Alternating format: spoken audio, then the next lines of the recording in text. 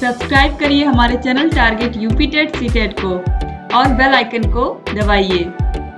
Hello friends, स्वागत करती हूँ मैं आप सभी भावी अध्यापक एवं अध्यापिकाओं का आपके अपने channel target UP TET CTET में। दोस्तों, आज के इस वीडियो में हम पढ़ेंगे टीचिंग मेथड्स के बारे में। दोस्तों, टीचिंग मेथड्स बहुत ही इम्पोर्टेंट है आपके पाठ्यक्रम की दृष्टि से। जो आपका सिलेबस है, चाहे आपका डीएलएड का एग्जाम हो, बीएड का एग्जाम हो या कोई भी टीचिंग से रिलेटेड एग्जाम हो, चाहे वो टेट हो, सी टेट हो, सुपर टेट हो, कोई भी एग्जाम हो, उसमें टीचिंग मेथड्स क्वेश्चन पूछे जाते हैं। क्यों पूछे जाते हैं? क्योंकि आप आगे चल के आप अध्यापक बनोगे तो आपको टीचिंग के मेथड्स पता होने चाहिए कि इंग्लिश सब्जेक्ट को पढ़ाने के लिए कौन कौन से मेथड्स का आप यूज कर सकते हैं, जिससे जो बच्चों को आप पढ़ा रहे हैं वो बच्चों को आसानी से सारी चीजें समझ में आ जाए। बच्चे आपकी लैंग्वेज को, बच्चे आपके पढ़ाने के मेथड को आसानी से ग्रहण कर ले, समझ ले। तो इसको कौन कौन से मेथड है इंग्लिश विषय को पढ़ाने के लिए, यहाँ पर हम 4 जो मुख्य मेथड्स हैं,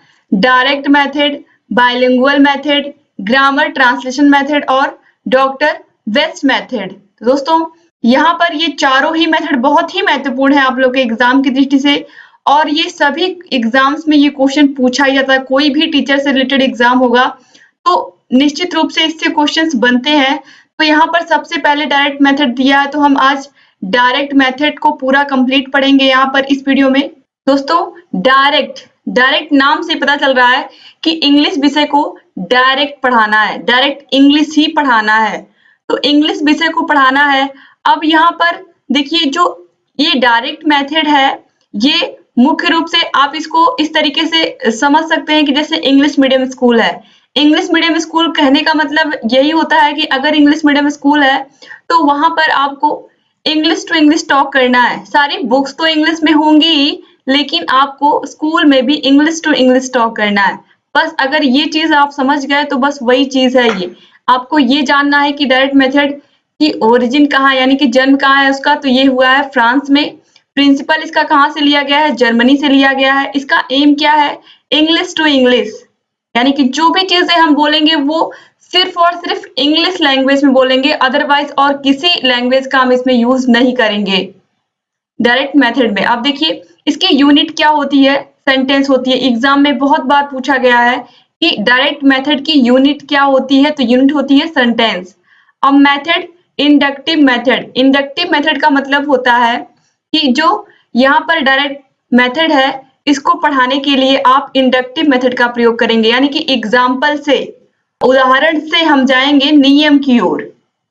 ठीक है, तो यहाँ पर आप सभी लोगों ने पढ़ा इंडक्टिव मेथड को हिंदी में आगमन विधि कहते हैं। तो यहाँ पर आगमन विधि का प्रयोग करके इस डायरेक्ट मेथड को टीचर बच्चों को पढ़ाते हैं। अब देखिए, यहाँ पर है मेन फोकस। मेन फोकस किस पर होता है?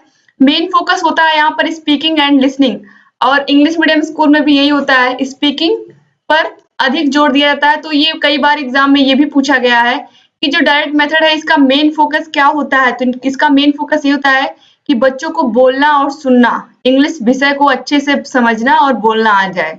तो स्पीकिंग एंड लिसनिंग, ये इसका मेन फोकस होता है। अब चलिए डायरेक्ट मेथड के बारे में थोड़ा और जानकारी लेते हैं। Direct method is natural method, यानी कि जो डायरेक्ट मेथड है, अगर स्कूल में क्लास में टीचर आए हैं इंग्लिश के, तो इंग्लिश सब्जेक्ट है, तो इंग्लिश क्लास में भी वो जो एटमॉस्फेयर बना के रखेंगे वो इंग्लिश टू इंग्लिश का ही बना के रखेंगे। अब यहाँ पर देखिए, because teacher teaches English to English, इसलिए ये क्या है, ये जो मेथड है ये नेचुरल क्यों कहा जाता है? क्योंकि इंग्लिश विषय है, टीचर इंग्लिश विषय को पढ़ा रहे हैं और इंग्लिश टू इंग्लिश में ही सारी चीजें बोल रहे हैं, तो इसीलिए ये नेचुरल मेथड हो गया। अब देखिए, बेस्ड ऑन एजम्पशंस, यानी कि ये जो मेथड है ना, ये कल्पनाओं पर आधारित होता है मैक्सिमम टाइम पर। अब यहाँ पर देखिए, it develops as a reactions to the grammar translation method. तो दोस्तों, यहाँ पर ये डेवलप करता है रिएक्शंस ग्रामर ट्रांसलेशन मेथड के। दोस्तों, ग्रामर ट्रांसलेशन मेथड भी मैं आगे आपको बताऊंगी, लेकिन अभी यहाँ पर आप डायरेक्ट मेथड पहले समझिए। डायरेक्ट मेथड में कोई भी चीज जो टीचर पढ़ाते हैं, वो जैसे मान लीजिए एक संतरा रखा है टेबल पर, तो उसको वो पूरी चीज इंग्लिश में बताएंगे।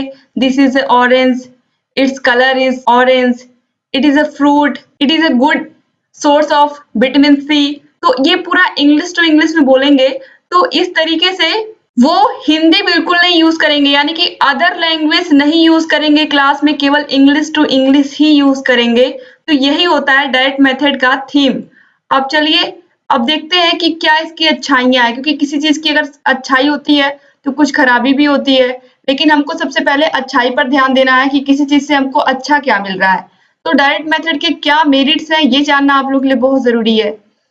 देखिए मेरिट क्या है, मेरिट का मतलब क्या क्या अच्छाइयां हैं, क्या क्या गुण है मेरिट, यानी कि डायरेक्ट मेथड के क्या क्या गुण है। In front of related object, इसका मतलब होता है कि जैसे टीचर किसी भी चीज के बारे में पढ़ाएंगे तो उस चीज को वो क्लास में प्रेजेंट करके पढ़ाएंगे।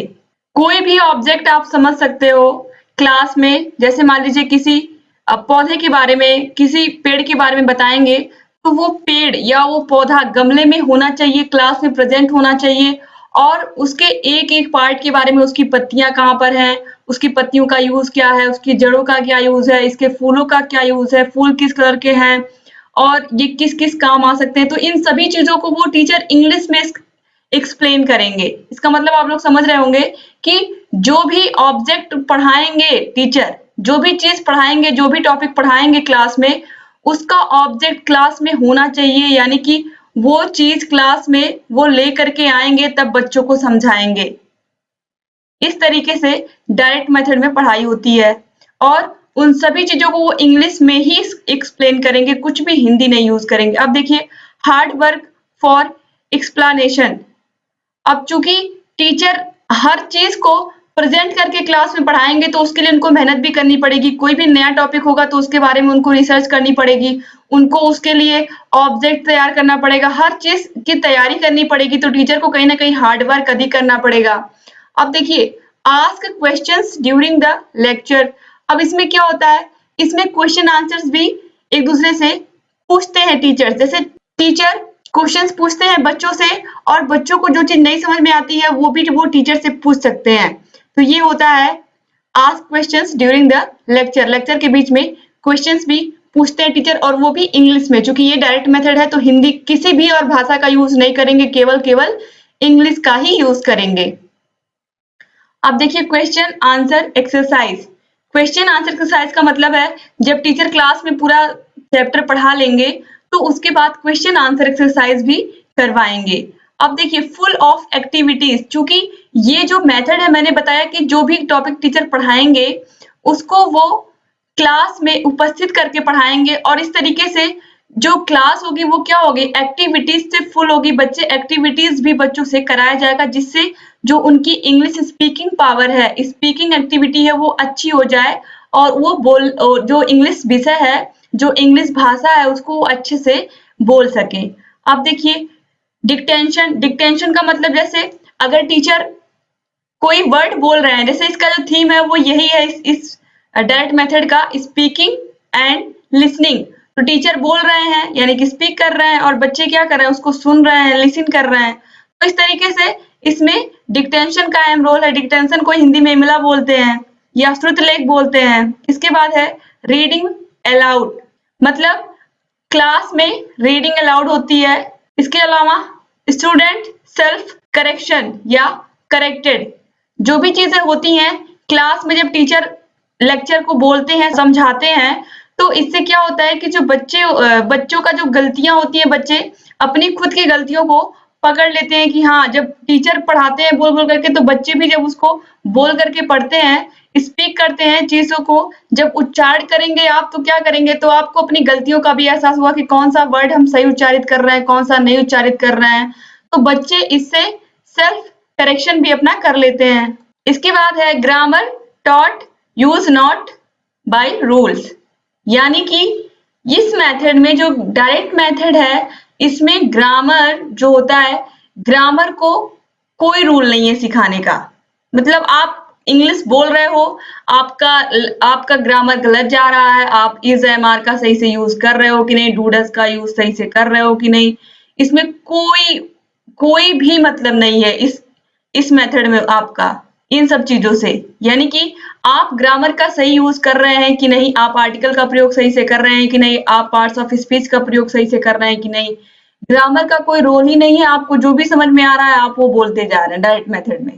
तो इसमें कोई रूल का महत्व नहीं होता और आप लोग को अच्छे से पता है कि हमारे देश में हम लोग जो इंग्लिश पढ़ते हैं उसमें ग्रामर का कितना रोल होता है।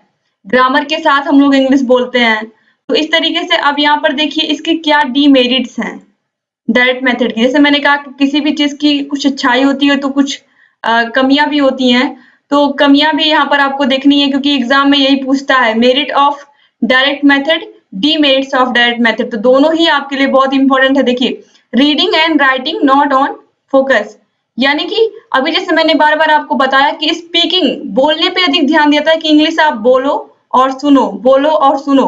तो बोलने और सुनने की वजह से जो रीडिंग और राइटिंग यानी कि पढ़ना और लिखना होता है वो नेग्लेक्ट हो जाता है इसमें डायरेक्ट मेथड में। इसके अलावा ये एक्सपेंसिव होता है। एक्सपेंसिव क्यों होता है? एक्सपेंसिव इसलिए होता है कि कोई भी टॉपिक टीचर पढ़ाएगा तो उसका ऑब्जेक्ट लेकर के क्लास में आएगा। अब ये सारे स्कूलों में तो पॉसिबल नहीं है क्योंकि अगर teacher teaching learning material class में लेकर के आ रहा है, टीएलएम लेकर के आ रहा है, तो उसके लिए उसको पैसे खर्च करने पड़ेंगे और जरूरी नहीं कि हर टीचर अपनी जेब से पैसे खर्च करके लेकर के आएगा। तो इस वजह से यहाँ पर ये जो मेथड होता है ये एक्सपेंसिव भी होता है डायरेक्ट मेथड। इसके अलावा टाइम टेकिंग भी होता है। आपको समय अधिक खर्च करना पड़ता है। कोई भी टॉपिक पढ़ाने के लिए आपको बहुत ज्यादा समय इसमें लगता है कि हाँ, हमको कैसे ऑब्जेक्ट ढूंढ करके लाना है, कैसे उसको क्लास में प्रेजेंट करना है। तो टाइम टेकिंग भी होता है। Over crowded classes are not allowed. चूंकि ये जो मेथड है डायरेक्ट मेथड, ये स्पीकिंग एंड लिसनिंग पे ज्यादा ध्यान देता है। तो अगर एक साथ पूरे क्लास में सभी बच्चे बोलने लगेंगे, अगर अधिक संख्या होगी क्लास में बच्चों की, तो ये मेथड वहां पर काम नहीं करेगा, यानी कि बच्चों की संख्या कम होनी चाहिए। इसके अलावा डिफिकल्ट टू अंडरस्टैंड, यानी कि ये जो लैंग्वेज, ये जो मेथड है डायरेक्ट मेथड, ये सभी बच्चों को आसानी से समझ में नहीं आता है, इसलिए यहाँ पर लिखा गया है डिफिकल्ट टू अंडरस्टैंड। क्योंकि सभी चीजें इंग्लिश टू इंग्लिश में ही टीचर बोलते हैं, हिंदी किसी भी भाषा का अदरवाइज यूज नहीं करते हैं, तो कहीं ना कहीं सारे बच्चों के लिए ये आसान नहीं होता है। अब देखिए, this method is not appointed in Indian school, यानी कि ये जो मेथड है डायरेक्ट मेथड, इसका यूज इंडियन स्कूल्स में नहीं किया जाता है। क्यों नहीं किया जाता है? आप सभी लोगों को पता है कि हमारे देश में सभी लोगों को तो बहुत अच्छी इंग्लिश आती नहीं है और अगर इंग्लिश के टीचर आएंगे, सारी चीजें इंग्लिश में बता करके चले जाएंगे, तो बहुत सारे बच्चों को तो समझ में ही नहीं आएगा क्लास में, और समझ में नहीं आया तो फिर टीचर के पढ़ाने का कोई मतलब नहीं हुआ। तो इसलिए ये जो डायरेक्ट मेथड है इसका प्रयोग इंडियन स्कूल्स में नहीं किया जाता है। अब देखिए, ईच स्टूडेंट नॉट सेटिस्फाइड, चूंकि जब अंडरस्टैंड ही नहीं हो पाएगा बच्चा, डिफिकल्ट टू अंडरस्टैंड है, सारी चीजें टीचर इंग्लिश में बोल करके चले गए और जब बच्चा सेटिस्फाई ही नहीं हो पाया तो कहीं ना कहीं उसको समझ में भी नहीं सही से आया। सेटिस्फाइड तभी होगा बच्चा जब उसको सही से अंडरस्टैंड होगा, वो सारी चीजों को जो टीचर ने बताया वो समझ पाएगा, तभी वो अंडरस्टैंड होगा। तो इस तरीके से ये जो मेथड होता है इसमें बच्चे सेटिस्फाइड नहीं होते हैं और बच्चों को समझने में भी कठिनाई होती है, और ये सभी इंडियन स्कूल्स में इस मेथड का प्रयोग नहीं किया जाता है। तो ये हो गई डीमेरिट्स। तो उम्मीद करती हूँ कि आपको आसानी से सब समझ में आया होगा कि इसमें डायरेक्ट मेथड में क्या-क्या इसकी अच्छाइयाँ हैं। अच्छाइयों का बात अगर मैं एक बार फिर से रिपीट करूँ तो इसमें ऑब्जेक्ट को सामने रख करके टीचर पढ़ाते हैं और क्वेश्चन आंसर बच्चों से पूछते हैं, बच्चों से एक्टिविटी कराते हैं, बच्चों से पढ़ने के लिए बोलते हैं, यानी कि स्पीक करने के लिए बोलते हैं। इसके अलावा बच्चों को ग्रामर से कोई लेना देना नहीं होता है, डायरेक्ट उनको इंग्लिश केवल बोलना होता है। और डीमेरिट जैसा कि मैंने बताया ऑलरेडी आपको, बच्चे अंडरस्टैंड नहीं कर पाते हैं, बच्चों को डिफिकल्ट होता है अंडरस्टैंड करने में। इसके अलावा ये एक्सपेंसिव होता है और इसमें टाइम टेकिंग भी होता है। ये यहाँ पर आप देखिए टाइम टेकिंग भी होता है और रीडिंग एंड राइटिंग को निगलेक्ट कर दिया जाता है, यानी कि इन पर फोकस नहीं किया जाता है। तो बच्चे बोले सुने लेकिन उस भाषा को लिखना और पढ़ना भी तो सही से आना चाहिए। तो ये जितनी भी चीजें यहाँ पर आपने देखी, ये इसकी मेरिट और डिमेरिट, इसको आप लोग बिल्कुल अच्छे से तैयार कर लीजिए, एग्जाम में इससे क्वेश्चंस बनते हैं। दोस्तों उम्मीद करती हूँ कि डायरेक्ट मेथड आपको समझ में आया होगा। इसके बाद अब हम देखेंगे बाइलिंगुअल मेथड। आपकी अगली क्लास में उम्मीद करती हूँ कि आपको ये क्लास इंग्लिश की बहुत अच्छी लगी होगी। आगे बाइलिंगुअल मेथड भी बहुत ही इजी वे में मैं बताऊंगी आपको। ऐसे ही चैनल से बने रहिए और जहाँ कहीं भी इंग्लिश में प्रॉब्लम है हमें बताइए, हम आपकी सभी समस्याओं को दूर करेंगे। लगातार ऐसे ही हमारे चैनल से बने रहिए। और दोस्तों हम लोग हर एक सब्जेक्ट को आपके पढ़ा रहे हैं, आप लोग सभी सब्जेक्ट को देख सकते हैं। और अगर आपने अभी तक सेमेस्टर का आपने सिलेबस नहीं देखा है तो इसी वीडियो के नीचे डिस्क्रिप्शन बॉक्स में आपको सिलेबस भी मिल जाएगा, सभी सब्जेक्ट के सिलेबस देख सकते हैं। इंग्लिश का भी सिलेबस आपको इसी वीडियो के नीचे डिस्क्रिप्शन बॉक्स में दे देते हैं हम, वहां पर जा करके आप देख सकते हैं। साइड में आई बटन पे भी क्लिक करके आप देख सकते हैं। वीडियो पूरा देखने के लिए आप सभी लोग का बहुत बहुत धन्यवाद। अगर आपने अभी तक हमारे चैनल को सब्सक्राइब नहीं किया तो प्लीज सब्सक्राइब कर लीजिए और घंटी के निशान को जरूर दबा दीजिए, जिससे हम जो भी नई वीडियोस बनाते हैं उसका नोटिफिकेशन आपके पास टाइम से पहुंच जाए और आप हमारे चैनल से ऐसे ही बने रहें और लगातार जो भी वीडियोस हम बनाते हैं उसका नोटिफिकेशन आपके पास टाइम से पहुंच जाए। वीडियो देखने के लिए बहुत बहुत धन्यवाद। जय हिंद।